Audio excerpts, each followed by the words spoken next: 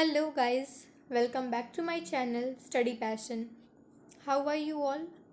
Hope you all are doing so great. इस video से हम क्लास 9th की इकोनॉमिक्स भी स्टार्ट करने जा रहे हैं। इससे पहले हमने एसएसटी से हिस्ट्री स्टार्ट कर लिया था और हमने उसमें उसका फर्स्ट चैप्टर जो कि है द फ्रेंच रेवोल्यूशन वो कंप्लीट भी कर लिया। ठीक है, तो ये स्टोरी है हमारी the story of village Palampur. ये एक विलेज की कहानी है जिसका नाम है पालमपुर। इस स्टोरी के थ्रू हम प्रोडक्शन के वेरियस फैक्टर्स के बारे में डिटेल में जानेंगे और बाकी आपको थ्रू आउट द चैप्टर समझ ही जाओगे आप क्या पढ़ रहे हैं हम। तो चलिए शुरू करते हैं। Palampur is a hypothetical village.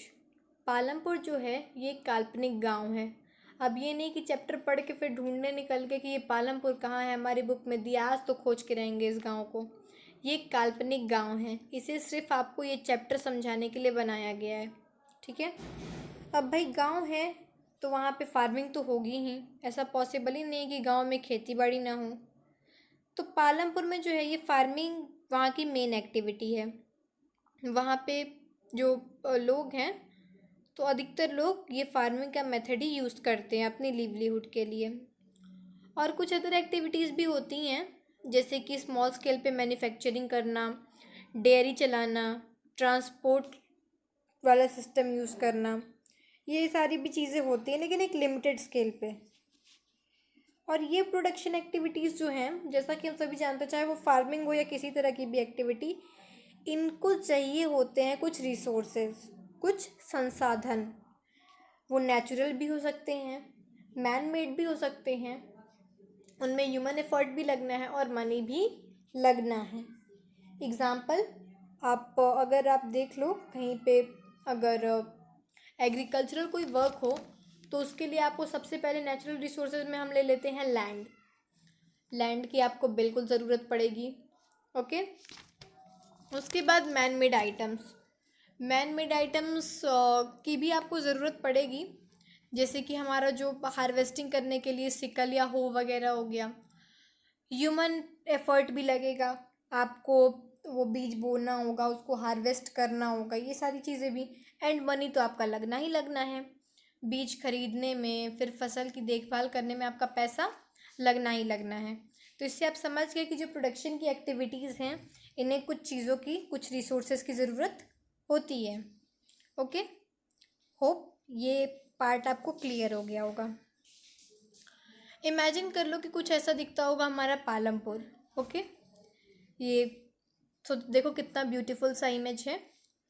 तो ऐसे आप इमेजिन कर लो, वैसे ऐसे दिखता तो है नहीं क्योंकि वो रियल में एग्जिस्ट तो करता ही नहीं है।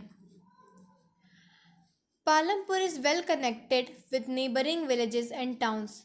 पालमपुर जो है वो अपने नेबरिंग विलेजेस, अपने पड़ोसी गांव और शहरों से सही से कनेक्टेड है। ऐसा नहीं है कि बीच में एक नदी बह रही है बहुत बड़ी सी, या फिर बहुत बड़ा सा गड्ढा है, ऐसा नहीं है। वो रोड से कनेक्टेड है और वेल कनेक्टेड है। तो वहाँ से 3 किलोमीटर दूरी पे है एक और बड़ा सा गांव जो कि है रायगंज। ठीक है, रायगंज से पालमपुर को जोड़ने वाली सड़क है जो कि एक ऑल वेदर रोड है। ऑल वेदर रोड मतलब कि वो ऐसा नहीं है कि बारिश आई तो वो टूट के बह गई, वो काफ़ी अच्छी रोड है और वो हर सीज़न में चलती है। और ये जो रोड है ये रायगंज को भी कनेक्ट करती है पालमपुर से, और कुछ शाहपुर के कुछ स्मॉल टाउन्स हैं उनको भी। और इस रोड पे आप बहुत तरह के ट्रांसपोर्ट आप देख सकते हो, जैसे बुलक कार्ट्स, टोंगास, बोगीज़, ये सारी चीज़ें जो हैं वो जैगरी से लोडेड हैं। जैगरी मतलब गुड़। इम्पॉर्टेंट मीनिंग है, बेसिक है, याद कर लेना। और इस रोड पे कुछ मोटर व्हीकल्स भी आपको विजिबल हो जाएंगी, जैसे कि motorcycles, jeeps, tractors and trucks. इस विलेज में, पालमपुर में 450 फैमिलीज़ रहती हैं जो कि डिफरेंट डिफरेंट कास्ट से बिलोंग करती हैं। अब इसमें जो 80 फैमिलीज़ हैं, 450 में से जो 80 फैमिलीज़ हैं ये अपर कास्ट फैमिलीज़ हैं। अपर कास्ट जैसे हमारे जो ब्राह्मण लोग हो गए वैसे। और इन्हीं के पास ना मेजॉरिटी ऑफ द लैंड है पालमपुर का।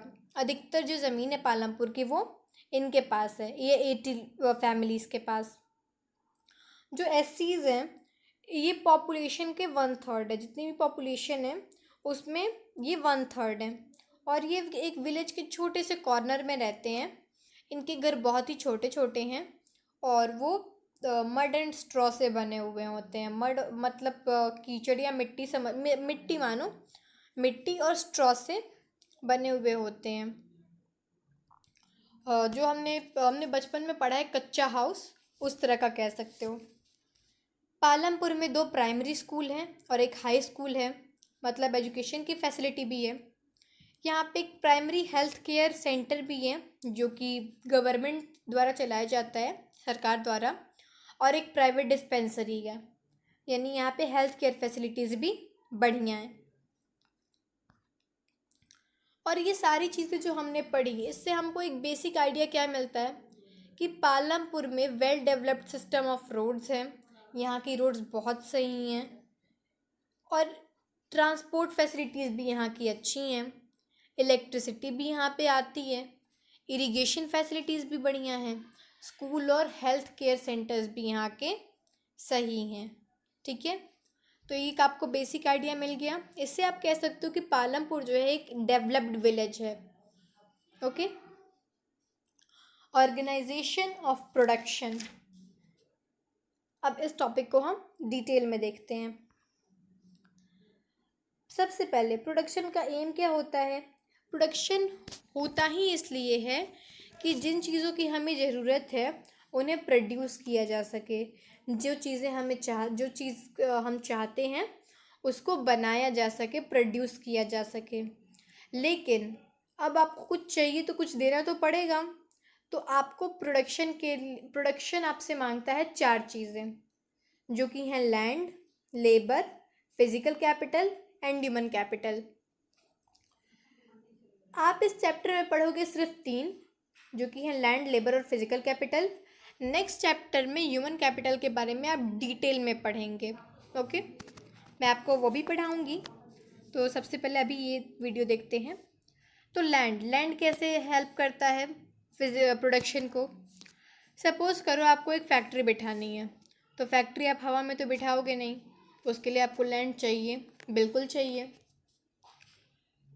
ठीक है, तो ऐसे आपको एक लैंड चाहिए होता है प्रोडक्शन के लिए। लेबर चाहिए होता है। आपने फैक्ट्री लैंड पे अपनी बिठा ली।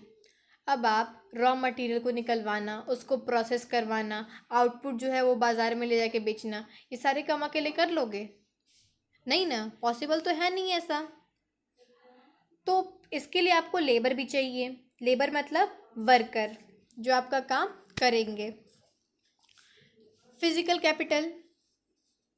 कैपिटल भी आप इस चैप्टर के थ्रू पढ़ लोगे। ठीक है, तो देखो लैंड, नीचे पिक्चर में भी है लैंड, लेबर एंड मशीन्स। सबसे पहले देखते हैं लैंड जो है वो हमारी फर्स्ट रिक्वायरमेंट है। अच्छा, फर्स्ट रिक्वायरमेंट क्यों है? ये सेकेंड, थर्ड या फोर्थ, लास्ट वगैरह क्यों नहीं है? आपके पास मान लो लेबर है, वर्कर है, काफ़ी सही वर्कर्स हैं। आपके सामान रॉ मटेरियल को प्रोसेस करवाने के लिए हैं, फिर उसको गुड्स बनाने के लिए लेबर्स हैं, उस गुड्स को बाज़ार में बेचने के लिए लेबर्स हैं। लेबर्स आपके पास बहुत सारे हैं, वर्कर्स बहुत हैं। लेकिन आपके पास लेबर हो गया, फिजिकल कैपिटल है आपके पास, अभी फिजिकल कैपिटल बताऊंगी, और ह्यूमन कैपिटल है। लेकिन आपके पास लैंड ही नहीं है, तो क्या करोगे? हो पाएगा कुछ नहीं ना।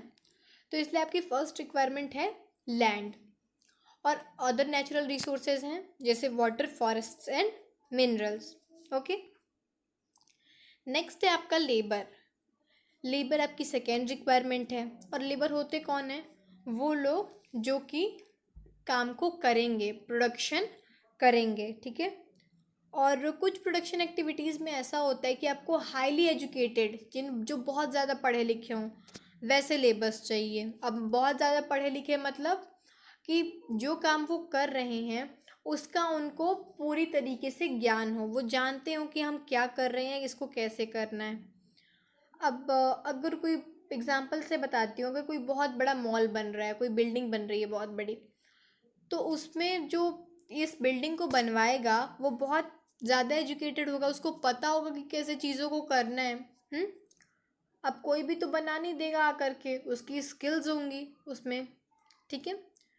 तो कुछ जगहों पे आपको हाईली एजुकेटेड वर्कर चाहिए होते हैं, जबकि कुछ एक्टिविटीज़ ऐसी होती हैं जिनमें ऐसे लेबर चाहिए होते हैं जो कि मैनुअल वर्क करते हैं, या ऐसे समझो कि वो फिजिकल वर्क करे। इसमें बहुत ज़्यादा एजुकेशन की ज़रूरत नहीं होती। Each worker is providing the labour necessary for the production.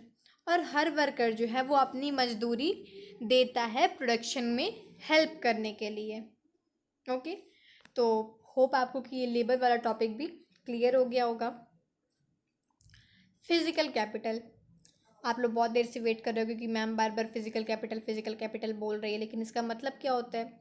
अब देखो, फिजिकल कैपिटल जो है ये थर्ड रिक्वायरमेंट है प्रोडक्शन की। और फिजिकल कैपिटल होता क्या है, तो अगर आप कोई चीज़ प्रोड्यूस करना चाहते हो तो जाहिर सी बात है कि आपको उसमें कुछ इन्वेस्ट भी करना होगा, कुछ पाना है तो कुछ देना भी होगा। तो यही चीज़ जो आप दोगे ना, इसी को हम कहेंगे फिजिकल कैपिटल। ठीक है। तो जो आप इनपुट्स देंगे प्रोडक्शन को, वही होंगे हमारे फिजिकल कैपिटल। फिजिकल कैपिटल अब हमारे होते हैं दो तरह के, टूल, मशीन्स, बिल्डिंग्स। अभी इनका एक प्रॉपर नाम होता है, अभी आप पढ़ोगे, अभी आगे बताऊंगी मैं। तो जो टूल्स, मशीन एंड बिल्डिंग्स होती हैं, जो टूल्स होते हैं, पहले टूल्स समझो। टूल्स जो होते हैं वो एक फार्मर के प्लो से, फार्मर का प्लो मतलब आप वो हिंदी में कहते हैं फावड़ा जो होता है, उससे लेकर के और सोफिस्टिकेटेड बड़ी बड़ी मशीन्स तक ये रेंज करते हैं, जैसे कि जनरेटर, टरबाइन, कंप्यूटर्स। तो हमारे टूल्स और मशीन्स का रेंज ये होता है। और टूल, मशीन और बिल्डिंग्स जो हैं ये प्रोडक्शन में काफ़ी साल तक आप यूज़ कर सकते हो। ऐसा तो है नहीं कि अभी आपने एक टूल ख़रीदा और फिर अगले दिन दूसरा ख़रीदा, ऐसे तो होता नहीं है। आप एक कोई टूल ख़रीदोगे तो वो आपका कुछ ईयर्स तक तो चलेगा ही, मशीन्स और बिल्डिंग्स भी। तो ये हो गए आपके फिक्स्ड कैपिटल। ठीक है। अभी इसका प्रॉपर नेम है फिक्स्ड कैपिटल। तो टूल्स, मशीन और बिल्डिंग्स जो कि प्रोडक्शन में यूज़ हो रही हैं ये काफ़ी साल तक चल सकती हैं। तो इन्हें इन्हें काफ़ी टाइम तक, लॉन्ग ड्यूरेशन ऑफ टाइम तक ही चल सकती हैं। तो इन्हें हमने एक सुंदर सा नाम दे दिया, हमने कहा इसको फिक्स्ड कैपिटल। ओके। नेक्स्ट है हमारा raw materials and money in hand. Production जो है इसको रॉ मटेरियल चाहिए ही चाहिए, तभी तो वो उसको प्रोसेस करके फिर गुड्स बनाओगे आप उसी प्रोडक्शन के थ्रू। और कुछ मनी भी चाहिए प्रोडक्शन को, अगर आप मनी नहीं लगाओगे तो शायद कई केसेस में ऐसा होता है 99% की, अगर आप मनी नहीं लगाओगे तो वो प्रोडक्शन एक्टिविटी हो ही नहीं सकती है। आप फार्मिंग ले लो, फार्मिंग में भी आपको सीड्स खरीदने पड़ते हैं और फिर उनका अपनी क्रॉप का देखभाल करना होता है, इरिगेशन वगैरह करानी होती है, तो उसमें आपका मनी लगता ही है। ठीक है। Raw materials and money are raw material and money in hand are called working capital. और इन्हें आप कह दो वर्किंग कैपिटल। अच्छा, वर्किंग कैपिटल कैसे, अगर आपके रॉ मटेरियल्स रहेंगे तभी आपका वर्क होगा।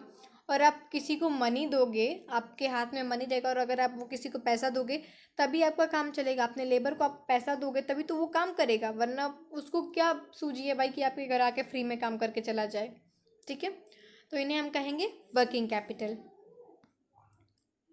Every production is organized by combining land, physical capital, labor and human capital, which are known as factors of production. मैंने आपसे कहा था कि आप इसमें इस चैप्टर में तीन ही तरह के प्रोडक्शन के तीन ही नीड्स पढ़ोगे, लैंड, लेबर और फिजिकल कैपिटल। नेक्स्ट चैप्टर में हम ह्यूमन कैपिटल के बारे में डिटेल में पढ़ेंगे। तो यहाँ पे कह रहा है कि हर प्रोडक्शन, कोई भी प्रोडक्शन हो, वो हमको मिलता है, वो ऑर्गेनाइज होता है एक कंबाइन से, कॉम्बिनेशन से। किसका कॉम्बिनेशन होगा भैया? लैंड का होगा, फिजिकल कैपिटल का होगा, लेबर का होगा और ह्यूमन कैपिटल का होगा। और इन्हें हम कहते हैं फैक्टर्स ऑफ प्रोडक्शन। तो होप आपको समझ में आया होगा। नेक्स्ट हमारा टॉपिक है फार्मिंग इन पालमपुर। अब हम देखेंगे कि पालमपुर में फार्मिंग किस तरीके से होती है। ठीक है, लैंड इज फिक्स्ड, लैंड वहाँ का फिक्स्ड है। फार्मिंग मैंने अभी आपको बताया कि पालमपुर की मेन एक्टिविटी है, चैप्टर अभी वीडियो के स्टार्टिंग में मैंने आपको बताया।